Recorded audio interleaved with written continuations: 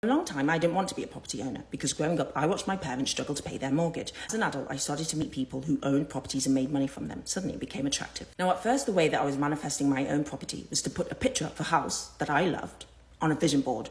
And I looked at that and said, that's going to be me one day.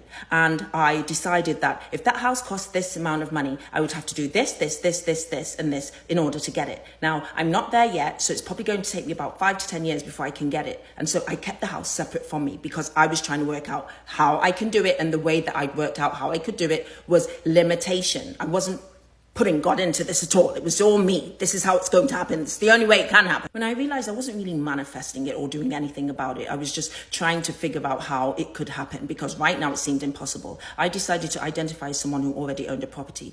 And how I did that was I started to look at houses online. And then I got brave enough to book appointments with estate agents to go look at houses. When I went into the houses, suddenly all my limiting beliefs came up. What are you doing here? Get out of the house. Leave it to the people who actually have money. You don't have a cent in your bank account. Like, it's a joke.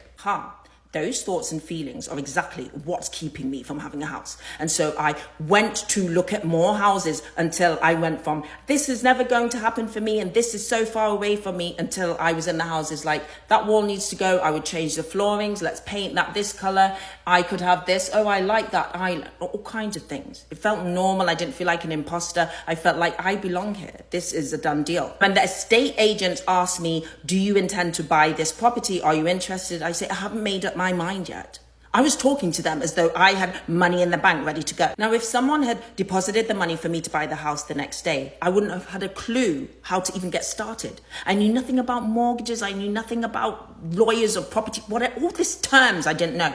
So I made sure I knew and studied so that I was ready. And over the months, as this became normal and I got into alignment, this is how I manifested the money. Suddenly, I started booking commercials like nobody's business back home. Back home in the UK, if you book a really good commercial, you earn thousands and thousands of pounds and you earn royalties as well. I started to book commercials like crazy. They used to call me the commercial queen. I started getting presenting work, voiceover work, all kinds of work. My husband started getting bonuses at work and we got gifted money. The money flew in and we were able to put a deposit down on our first property, a beautiful grade 2 listed cottage in the countryside. It was marvelous and everything that I desired in a house.